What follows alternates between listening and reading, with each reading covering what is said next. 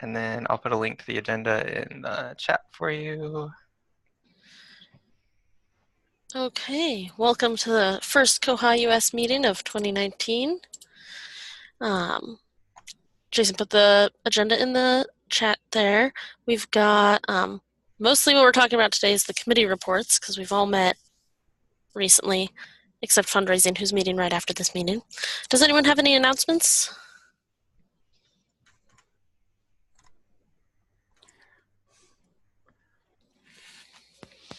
Okay, doesn't sound like there's any announcements yet. Okay, so we'll just go straight into the committee reports. So the conference committee met. After this meeting, we're going to be sending out the call for proposals, which will be open until, let me just open up my notes. We'll leave open until the end of the February meeting. And then after that, we will review the proposals at our next meeting and then put together a form for the members to vote and then be able to announce by the March meeting. We're asking for a pretty wide window of dates for the conference from ranging from July 15th to September 30th. People can propose the conference anytime during that time period. And so that should be going out later today. And then proposals will be due on February 13th. Anyone have any questions for the conference committee? One, excuse me.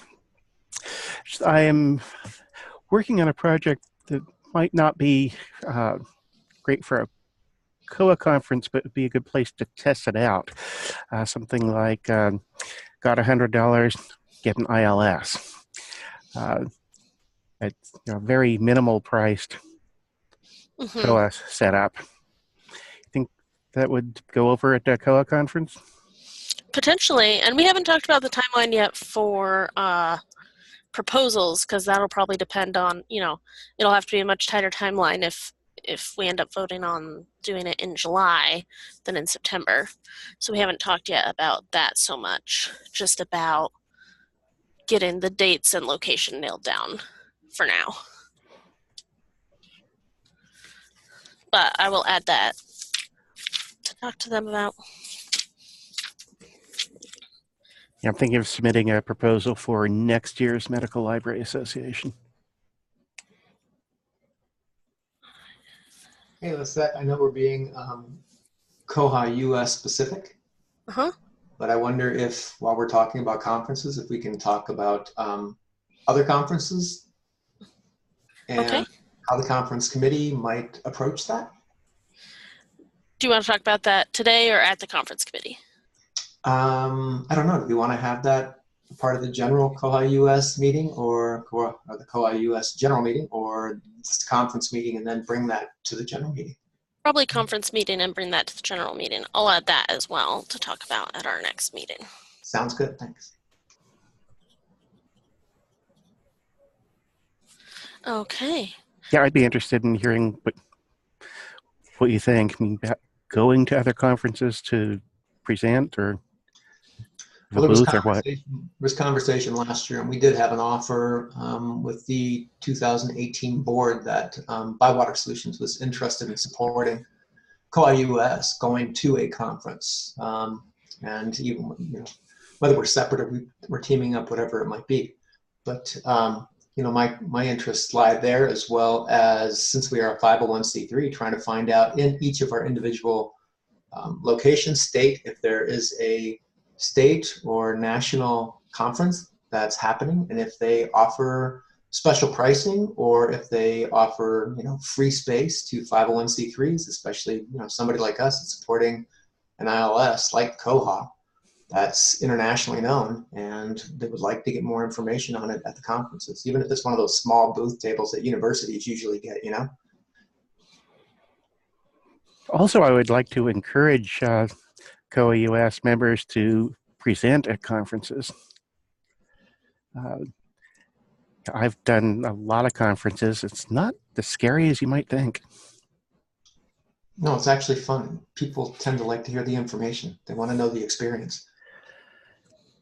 I've even had as many as half a dozen people show up for my talks. Well, half a dozen. You're killing Yeah. it. Okay. There's a picture of my audience on the Avenging Chicken site for Seattle. All right, so for our next committee report, we'll do the development committee.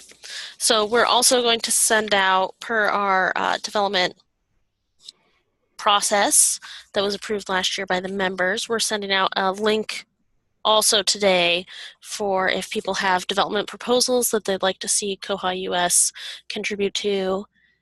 That'll be open for 2 weeks from today, and it'll be closing on the 23rd of January. And then next, our development committee meeting later this month, will be going over those and coming up with a form for membership to vote on those developments, as well as asking any questions for clarification that we need from development submitters. Does anyone have any questions for the development committee?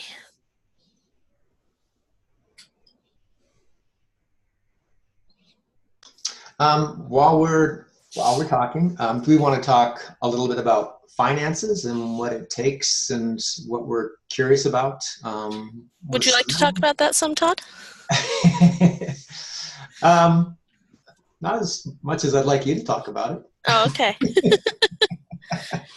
Sounds good. So we have in the budget that was approved by the membership at the end of last year for 2019 about $2,000 for development.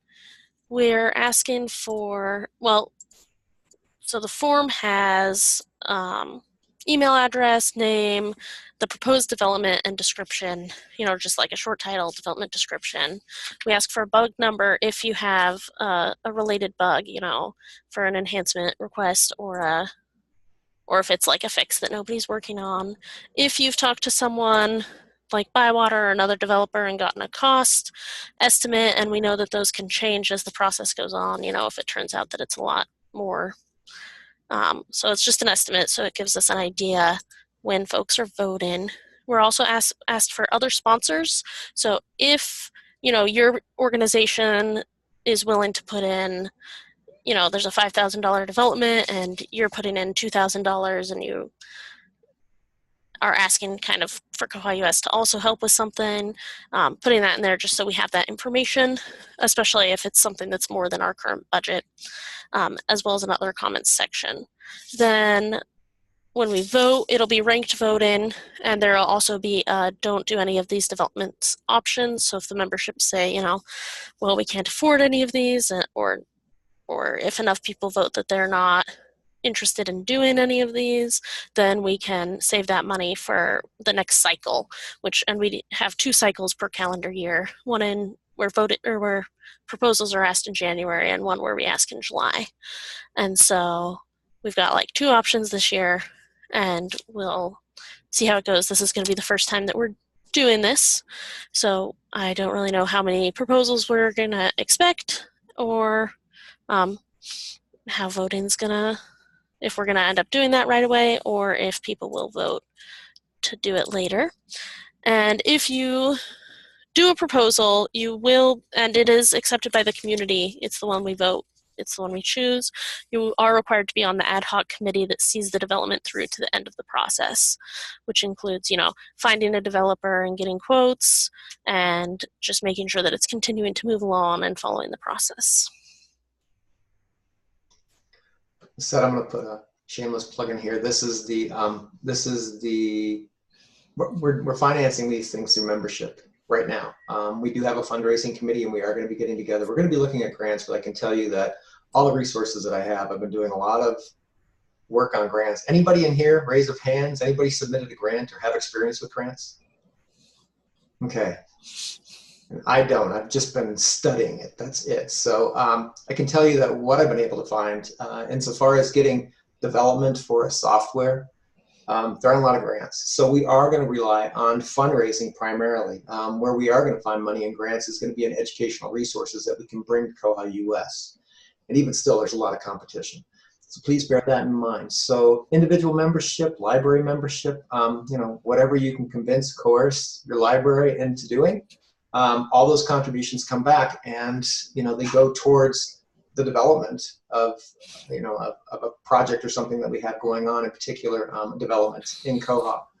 But they'll help us in every measure in every way. So I can't say enough to go back and try to influence the people at your library. At $25 for membership, it's pretty cheap for a year, and we're really hoping to start making our site more robust with a lot of educational materials and also for developments, so that you can have good say in what you'd like to see in Koha, and we can try to make those things happen. Done. Thanks, Todd. Any other questions for the development committee? Okay, we'll move on to the education committee report. So we met for the first time since the last meeting, and we have a lot of things that we're interested in looking into, but our first thing is we sent out to all the 2018 members a form asking about what they'd like to see from the koha-US Education Committee and what kind of educational resources they'd like to see, like specific resources. And we've got a number of responses from that. We're going to be meeting next week and going over those and seeing where we are with that. But everyone who was on the committee was very excited to get rolling. So, and if you haven't filled out that form, or if you filled it out and thought of something else that you didn't put on the first time, please try and fill that out before next week so we can talk about that when we meet next.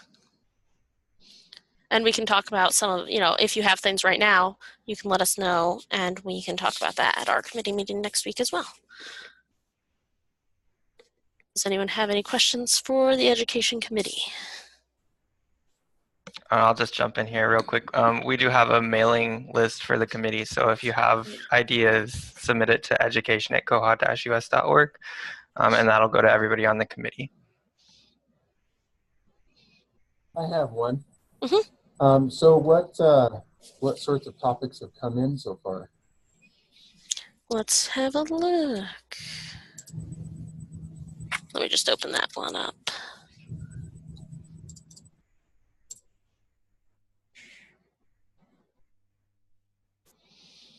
I know we've got some questions about just, a lot of it has been about SQL, building custom reports, how to get the information you want out of Koha, and then like technical aspects of planning your own production server without being supported. What all do you need? What do you need to do to keep it maintained? $100, trust me. But the steps for those people. Just kind of how to get, some of it's been more generic, like how to use different areas of Koha with the manual, how to customize Koha, how to get active in discussing bugs. Lots about like customizing, troubleshooting issues like with fines. A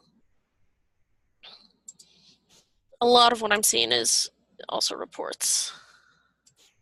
And contact people, some of it is people who probably really want a mentor. There's a couple people like that. And just people who want like step-by-step tutorials on the website, which we do have a couple up that we got up there last year, but we'd like to get more of those rolling in 2019. So also, if there's something you'd like to do a tutorial for, email the Education Committee. Thank you. Yeah. Any other questions for the Education Committee at this time?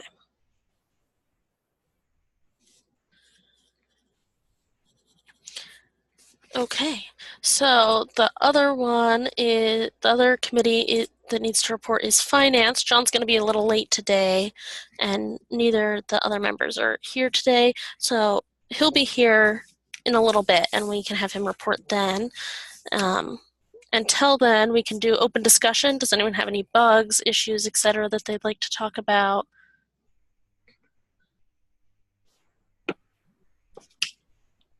I'm a new member, and I just had a general question. Yeah. How do I join a committee? Oh, is there a committee that you're interested in joining in particular? Development. Development? Yeah, I will. Here, I'll put my email in the chat. It's Okay. just vicepresident@koha-US.com. Mhm. And then, or koha-US.org.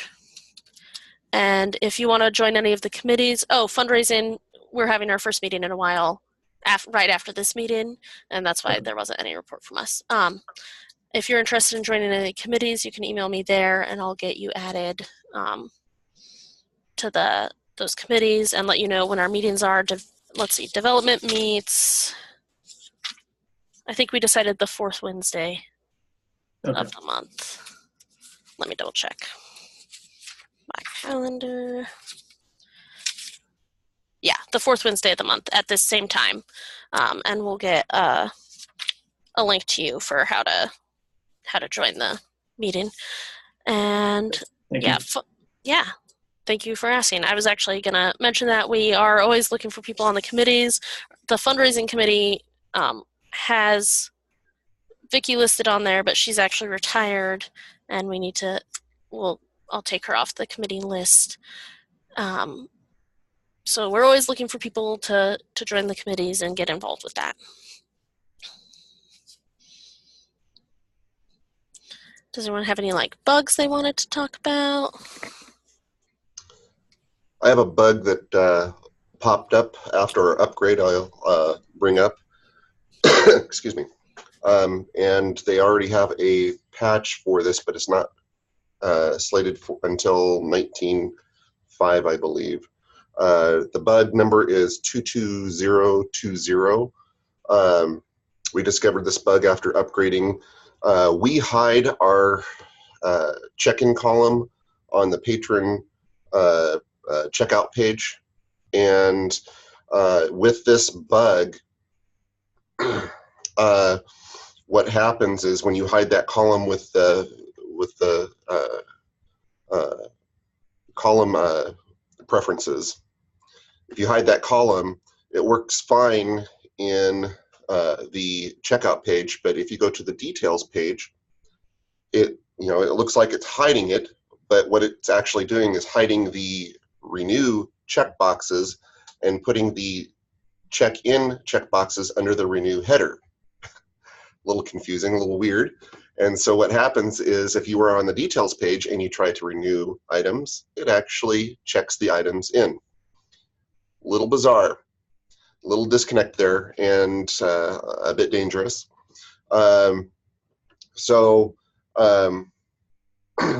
We found this out because, most of the time when we renew items, we go to the patrons page directly. But if you were to go to an item page and click on the patron that has it checked out, it takes you to the details page. Most of the patron links in Koha take you to the details page, not the checkout page.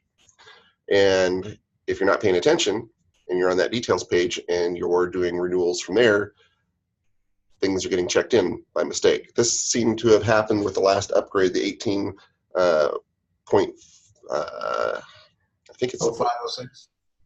But anyways, so we had to unhide that column, and then I went back to an old jQuery that's in the jQuery library that I had posted a while back. It still works, and hid it through jQuery instead. And we're hiding that column because when you check in items from the patron pages, it will check items in, but it will not trigger holds on those items. So that's why we don't allow check-in on those pages.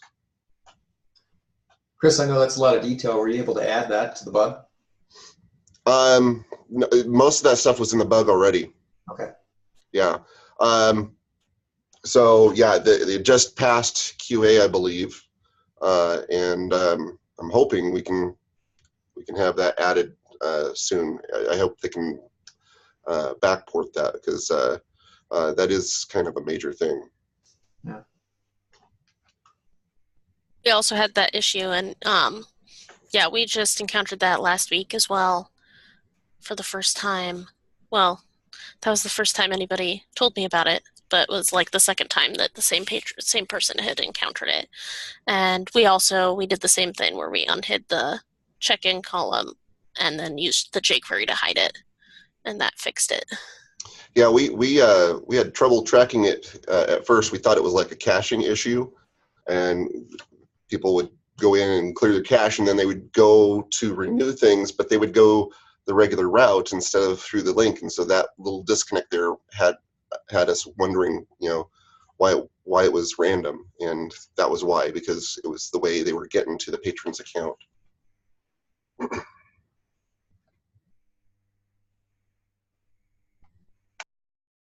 I see Rhonda taking notes. Chances are she's probably interested in this jQuery. Can you put a link in here, Chris, so she's got access to that? And you just put that in the OPAC user.js?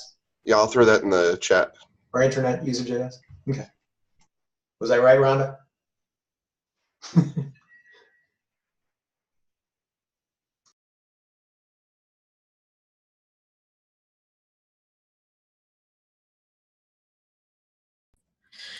Well, as I realized at the beginning that we didn't do introductions because I didn't think about it.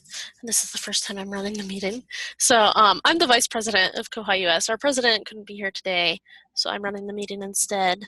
And I work at the Latah County Library District in Moscow, Idaho, which is part of the ValNet Consortium. And I was elected just this last fall to vice president.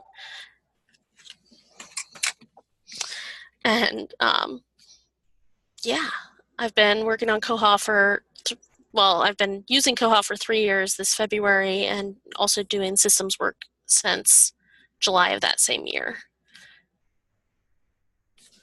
And then let's see, we've got Jason is also from the board. I'm Jason Robb. I'm the secretary for koha-US. I'm at the Southeast Kansas Library System in Iola, Kansas, and we've been running Koha for 10 years now. So we just celebrated our 10-year anniversary. And then Fred Kane is one of our members on the board as well. Member at large, unsupported. I set up Koha myself a bit over 5 years ago. I work at MedStar Washington Hospital Center in DC. Oh yes, and I also turned it into the authors catalog at medstarauthors.org.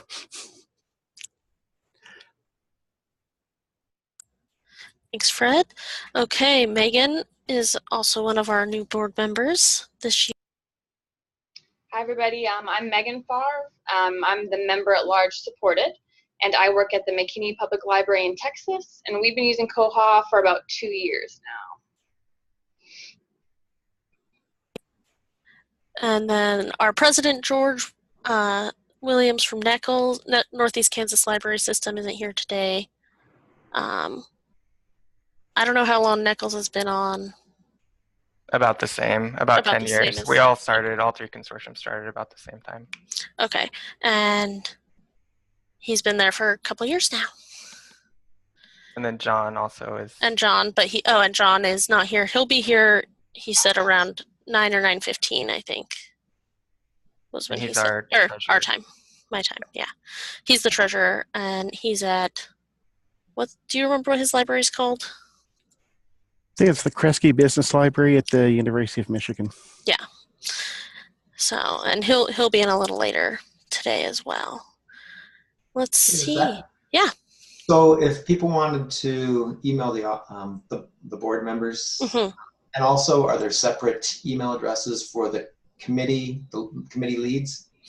So, well, each committee has a, like development at koha-US.org, education at koha-US.org, Jason mentioned earlier. And then we each have president, vice president, secretary, treasurer, supported and unsupported, or members at large at koha-US.org. Members at large will get both Fred and Megan. And then info@koha-US.org. That emails the whole board, I believe. No, just me? I believe info is set up to just go to the president and the vice president. If you want to Okay. hit all the officers, or the board, you hit officers at Officers at. koha-us.org. Thanks, Jason. And you know, I always hear about members at large, but I never know what we're supposed to do or how we're supposed to use the members at large. What Well, is basically, in the long time that I've been member at large, now unsupported member at large, since the Monterey meeting, I haven't really done much of anything, but I've done it so well I got reelected. I think the original intent was to sort of act as a liaison between the membership and the intimidating, unapproachable other board members. So if we have if membership has question about the functions of koha-US, or if there's something they're curious about, if they'd like to go through you or Megan first and have you broach the board, that's the best path to use to have a topic or any kind of discussion addressed. I'm not sure we're really that formal. Someone went to, let's say, the vice president and didn't start with me, I wouldn't be upset. Got it. I think you should redirect the info to the members at large.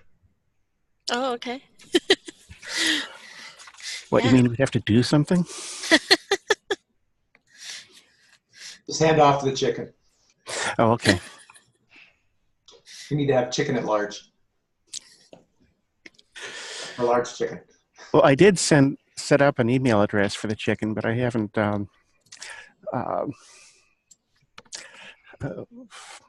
told anyone about it or what it is. Is that chicken a la king? Christopher's Resign. past president now. He doesn't have to resign. Good point.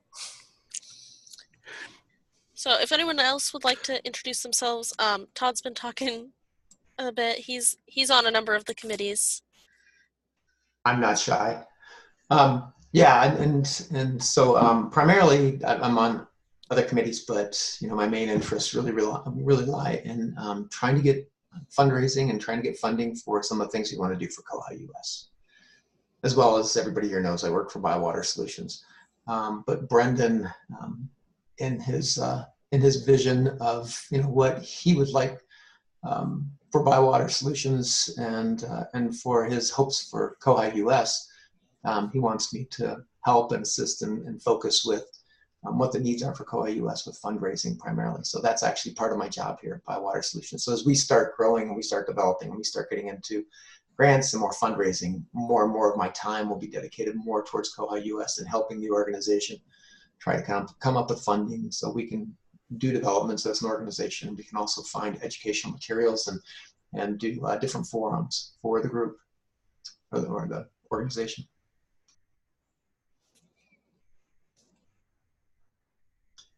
Done. Thanks, Todd. And Todd's really good at keeping the fundraising committee keep pushing us to look into more things and keep on top of everything, which is great. I'm a dog on a bone.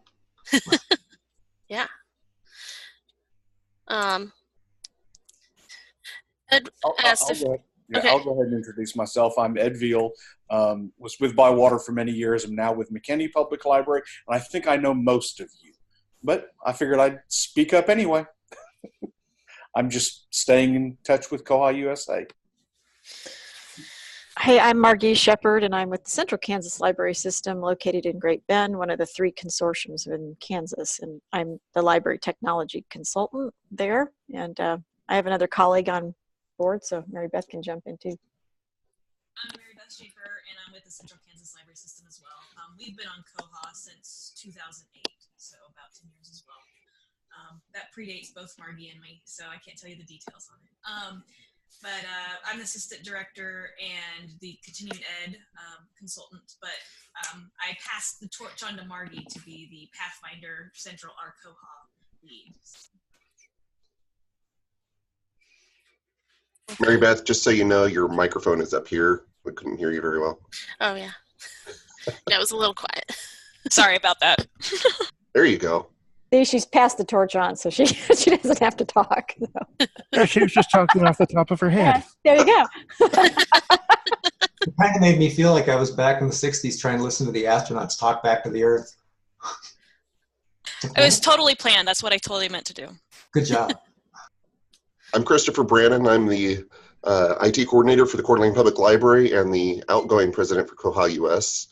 And we've been with Koha since 2012. Hi, everybody. My name is Joe Sykowitz. I work for the Fenway Library Organization in Boston, and we manage Koha for a consortium of 9 and growing libraries, and I'm just getting started with Koha-US. Welcome. Hi, everybody. I'm Rhonda Kuiper. I work at the Round Rock Public Library in Round Rock, Texas. I'm the technical services manager. And we've been on Koha for about 2.5 years. And I did have one bug that came up that I was kind of curious if anybody else has run across this. We have a record that has all the items. Let's say it has 3 or 4 items on it. They're all checked out. And then for whatever reason, a staff person goes in and puts a hold on that item, and there are other holds on it, and they move themselves up to the top of the list of holds. And when that happens, everything that's on the hold, that is on hold, gets removed from the hold list and shows up on the holds to pull. Even though they could be on the shelf already, waiting to be picked up, they get taken off the hold list and put, our person who pulls holds is like, why did all of a sudden these things show up when they're already on the shelf? She knew that they were already on the shelf. And this just seems to have happened since our upgrade. And what we end up having to do is rescan them to get them back in the hold status. Has anybody run across anything like that? Yeah, we've run into that since the upgrade as well.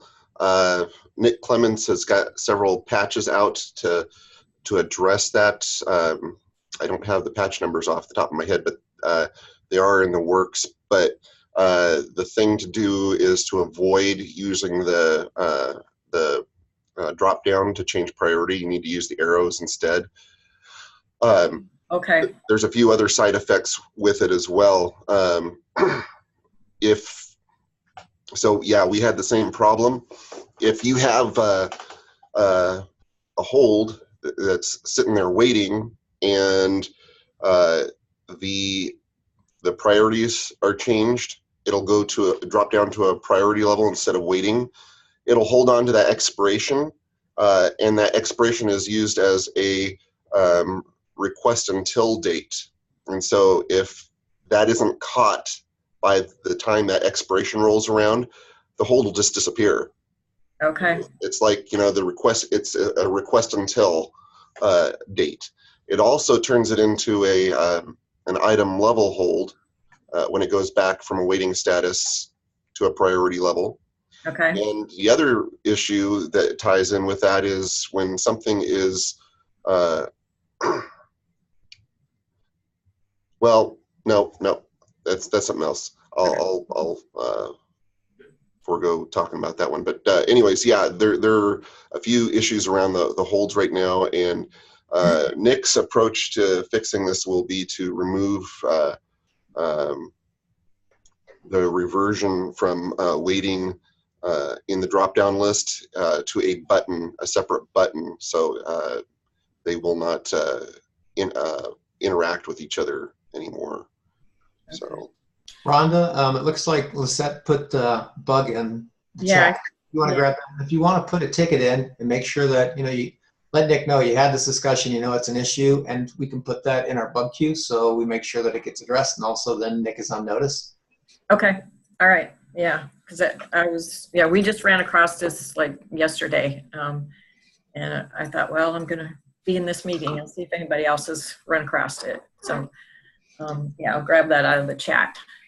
Chris, is that since the upgrade or recent updates? Do you know? It's the upgrade. We hadn't seen it before, but I don't know. It could have existed before, but it was more predominant since the upgrade, probably because it was tying in with some other things, but not sure. Yeah, I think it was since the upgrade, because we've used that change priority function a lot before then and never had an issue with it. So I think it's the upgrade. I think Todd, was your question about the upgrade or the micro updates? Yeah, I was just kind of curious if it was, since something they've experienced since the upgrade or since the micro updates. Yeah, was it one of the recent updates? Yeah. But Chris is saying it's since the upgrade, so yeah, it's like the updates weren't what impacted it. And I also wanted to just share that I've been invited to speak to a library school, an information school class at the University of Texas about Koha. So I thought that was a super opportunity to get the word out and just let kids in school know about open source and that kind of stuff. So I'm really looking forward to that. I think that's February 6th or something like that. But looking forward to doing that. So I thought I'd just share that. Right on. Rhonda, you probably don't need any assistance, but if you want to talk to Jay-Z about, anything that, if she's got some presentation slides or anything that are just general Koha stuff, okay, reach out to her. Jess Zero, she's in charge of all that, all outreach. So she'd be happy to give you anything that will help you with your presentation. Okay, super. Sounds good. And in the chat, fellow SK mentioned that they also started to see that issue after the upgrade. Well, if you want to impress people, and I don't know if it's possible yet, I'm sure you've impressed people, you could get a Raspberry Pi and hold it up. It'll run on this, just to make an impression. Welcome, John. We did the other conference committee reports already, but if you wanted to do the finance committee report, we could get back to open discussion after that. Okay, this is the busy time of year for the finance committee because one fiscal year has ended and a new one has started. So it's time again to look at issues related to compliance and reporting at both the federal and state level. We've now gone through a complete fiscal year cycle, and so part of the February committee report will include a final analysis and comparison of 2018 actuals to their budgeted amounts. The biggest thing to come out of that discussion and analysis will be an amount that can be set aside for other koha-US purposes. That is to say, non-administrative funds that can be devoted towards development and educational initiatives of the organization. Also, as part of that review, when these numbers come out, I'll be soliciting volunteers from the group, because one of the things that is not called for in our bylaws, but is a very good idea for any organization to have, is an external audit of the organization's finances. And so once the February report is issued and released, I will be issuing a separate call out to the list for 2 or 3 people that would like to review the organization's finances and comment on their viability. By that I mean I provide a series of reports to you and bank statements and anything else, and the reviewers basically say, yes, we are satisfied with the state of the organization's finances, or no, we're not satisfied with the state of the organization's finances, and we make the following series of recommendations. In order to serve as a volunteer for this purpose, you cannot have served on the board or on the finance committee at any point in time during 2018. So do note that that call will be going out sometime after the general February meeting. Membership for 2019 is going along very well. We have 2 new members, one from Bywater. Nate has officially joined us, joining Todd as somebody from Bywater that is part of us. And our other new member is actually joining us in the meeting today. Joe, welcome to you. I haven't sent anything out yet with regards to membership receipts for 2019. Part of that is the welcome letter, which George has written, and I have not had a chance yet to review. Once I've got that letter reviewed, those people that have either rejoined or joined initially for 2019 will get their membership receipts. Along those lines, we do have a new scripting option that the Finance Committee is exploring. Actually, not really exploring, we've used it. A new mail merge option is a scripting program called Autocrat, and that was used to compose and send out the membership receipts at the end of 2018. With this in place, there will be a much more regular goal of sending out membership receipts once a month instead of twice a year, which had been the case when we were still exploring options. The organization in and of itself remains very viable. I expect to report back a pretty decent sum for educational and development purposes, because since we didn't have a budget until last year, there was no money ever placed aside from any period of time earlier than 2018 for this purpose. You see here, if you've looked at the financial report, we've got a good amount of money in the bank right now, and as memberships continue, both renewals and new ones continue to come in, the organization's finances will continue to be in good stead. That's pretty much the Finance Committee report. I don't know about anybody else, but I think that the first major discussion that the koha-US board should have is to extend the period of time for the finance the finance person to hold office for, you know, as long as the board dictates, because John seems to have a rap on this thing. I'm pretty happy with the results. One of the things that is coming, it is my goal, based on outgoing President Christopher Brandon's request, we are putting together a discussion for a financial manager position. As currently defined, the treasurer can only serve up to 3 terms, and because of the way everything lined up, I'm actually only eligible for 2 terms. I've finished my first term and I'm in the first year of my second and final term in that. But if we create a financial manager position and incorporate that into the bylaws of the organization, it's very possible that I would be able to continue on as a financial manager if I don't end up in another position on the board that has some responsibility for the organization's financial management. Here, here. And thank you very much, John. Suppose I could run for treasurer and delegate everything to you. Trust me, there will be a delineation of responsibilities, Fred. Give it to the chicken. Okay. Did anyone have any other bugs or other open discussion topics they'd like to talk about today? I guess I had a question. Is anybody here using the RB Digital synchronization yet in their OPAC? I saw that Jesse mentioned that in the Koha community newsletter. Nobody? Okay. I've contacted Please explain.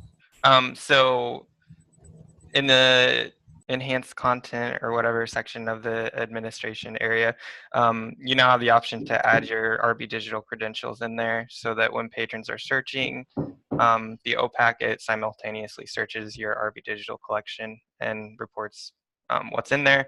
And then it goes further and actually tracks checkouts and holds within RB Digital within Koha itself. So we're pretty excited to try and get that running. And I've contacted our state library because that's who holds our platform, and we're getting that set up. Hey, Jason, we just got this going for the Overdrive. And it's been, there are a lot of things I learned about it and a lot of things that maybe this, since I'm not sure how RB will work, but can chat with you about that later. Some of it was our authentication with Overdrive is dependent on our card number, and some of our patrons have usernames and passwords. So if they try to authenticate that way, they can't. They get kicked. So I've learned a lot about that. So Right, and this is all done through the state library card for us, so it's going to add a layer of complexity. Yeah, so, we're with you. So if you and I can talk about that. So totally, yeah. Yeah. All right. Yep. So if it's anything trials and errors, you guys can share back with the community and make a post. Would be great. Sure. Yeah, we'll do. And I was going to say, Rhonda, if if you're able to get some pictures and maybe do a brief write-up of what you did, so we can put that on Facebook or something, if they allow that, or if we can, post it on our site, it would be great to see what we're doing with the community. koha-US with some outreach. Yeah, and don't forget the community newsletter. Mm-hmm. That'd be really cool. Can do that. Okay, so our last item on our agenda is the ongoing discussion of breaking the Linux barrier, which we're also is on our agenda for the Education Committee to talk about at our next meeting. Seems like I'm breaking Linux all the time. But I've become an expert.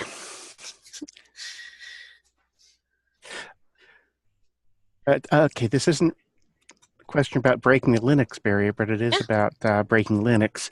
Okay, let's say you have an Ubuntu server behind a firewall running Koha, like I do. What sort of security precautions should I be taking? What should I be worried about? I've been assuming it's behind the firewall. It's running Linux. It's really hard to get into. How much truth is there to that? Not all that much if you don't have Ubuntu's internal firewall configured. You might actually have all of your ports open where people can do a lot of damage. I'm behind a firewall too, so I don't have to worry about anything other than the ports I specifically requested be open, being open. So people can try to attack me through back ports all they want. They're not going to get anywhere. But there is actually somewhere, I forget what the command is because I don't have to run it anymore, thankfully. But there is a built-in firewall within Ubuntu that you can configure to block access to ports that you are not using. You're just using common general ports, John, for internet access. 8088. I'm sorry, Todd, could you repeat that, please? You're just using the general common ports for internet access? I'm using 80 for a public, 8081 for staff, because I'm not using anything DNS-wise, at least not at this point, and I don't know that I ever will because it seems to work well. I'm running a separate instance over ports 8082 and 8083, and then I've got 210 and 211 open for Z3950, but I can't ever seem to get that to work, and I always just get aggravated and haven't had to deal with it in a while. But those are also open for communication. 22 is open for SSH access to the terminal, but that's about it. Everything else is closed off. Right on.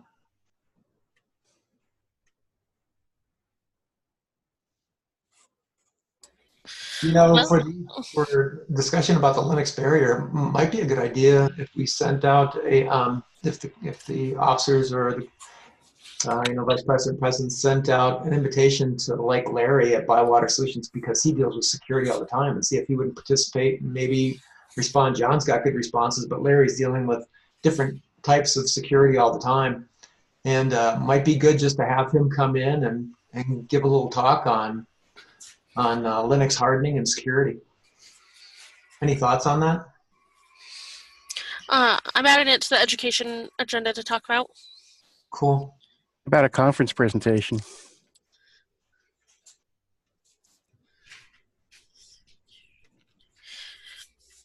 Yeah, that might be good. Yeah, Christopher? Yeah, sorry, Fred. It's probably going to be GUFU, Graphical User Firewall. You could either go to the command line and probably put in GUFU, or GUFW, sorry, Graphical User Firewall. Anyway, that's probably what it is. I'm trying to send a screenshot on the chat, but I don't think it supports attachments. Okay, you could just mail it directly to me, fred.king@medstar.net, and thank you.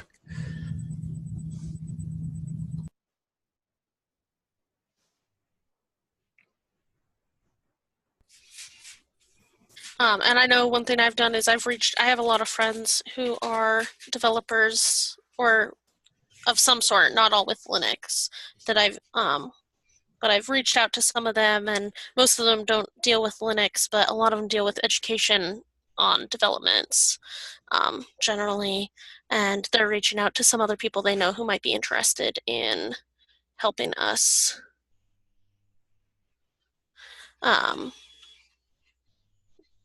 with that discussion.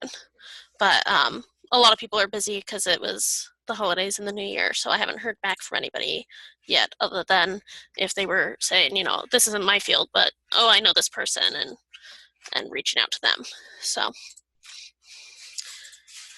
okay, we might be wrapping up a little early today, unless people have other things they'd like to talk about. Just for interest's sake, I was talking with Nancy Keener yesterday. I don't see her in here now.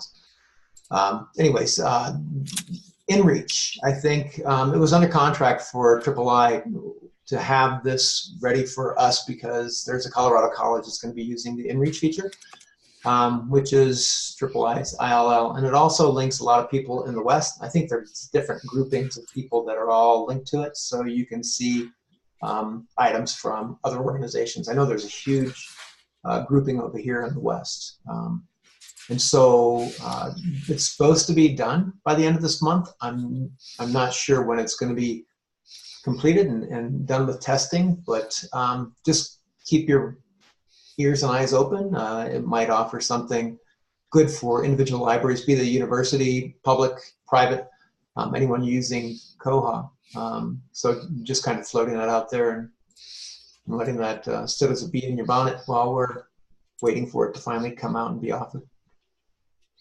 I will love to see this when it becomes available, because Innovative, when it comes to its union databases software, that is to say the InReach product, has traditionally been very poorly supported and very poorly developed, just simply because they're not selling that many InReach modules anymore. So I look forward to seeing this in some capacity and implemented somewhere, because their track record as an innovative library that had InReach installed locally for even just 8 years, it was, let's just say, less than thrilling to deal with, because they don't even have dedicated union databases staff on site anymore. Yeah, it was an item that was requested by this university. So, and it was something that was asked for a while ago, and we actually started trying to get them to do it. It was at a conference when they were in a meeting, and they said that they were doing a lot with open source. So a couple people held their toes to the fire, but then they started to back out. And as soon as we had a contract that needed to be done, then they felt more obligation since they were getting paid for it. So it's something that's just going to be brought forward. We'll see how it develops and how it maintains itself in Koha. The long-standing joke among Innovative customers is that the only way Innovative ever responded to anything was to actually put it in a contract. And its development of certain InReach features is definitely proof of that. And their whole development of an Oracle back system, which is kind of what eventually morphed into the Sierra architecture, was based exclusively on a line item in the Michigan State contract that was signed like 20 years ago. If it weren't for that, a lot of development on innovative software just simply never took place. Really? That's interesting.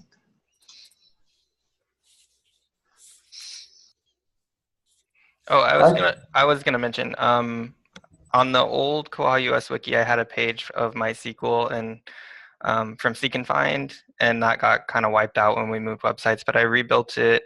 It's very messy, but I was just gonna share that out, and it's a work in progress. I also linked it to the education page or the collaboration learn from page on our website. So I know it had a lot of hits on the wiki, so I thought it would be good to bring that back. So that's there. Thanks, Jason. That's great.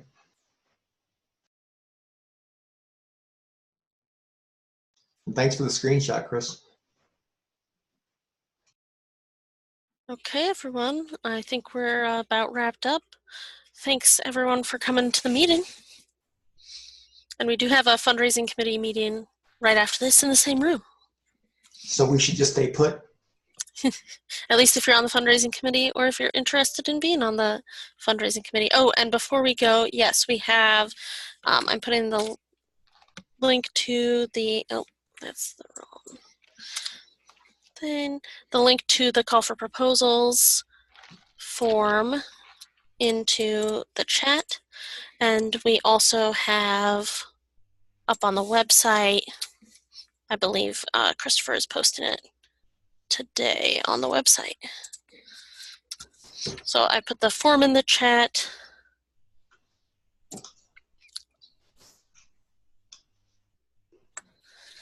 And an email will be going out later today as well. Oh, and Joe, just in case you didn't get the chicken references, go to avengingchicken.online. Okay, I'll check it out. It's always a good read. Okay. Thanks, everyone. Actually, was that stuff recorded last year, Fred, as part of the KohaCon? Because no. Sending him a link to the rereading of your Poe-inspired rendition would just be great. Yeah, sorry, I looked for it and it wasn't there. And the one I did at the Medical Library Association was, I don't think they recorded. On the other hand, my cousin, the musician, a different one from my cousin, the Monterey librarian, might be interested in doing a recording of my BiPAP song.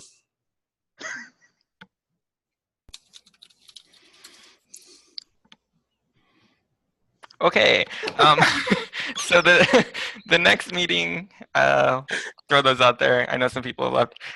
The next board meeting is going to be on, that's the wrong month, February 6th at 10:30 Central, same time as this meeting. That's the board meeting, so we go over the more technical stuff, sometimes boring. And then the general meeting is on the 13th of February. And then there are various committee meetings in the meantime, and you can check those out on our website if you want to join any of those. I think they're on the calendar there. So if there's nothing else, I will stop the recording, and then you guys can meet with fundraising. Bye, everyone. Bye-bye. See you next time.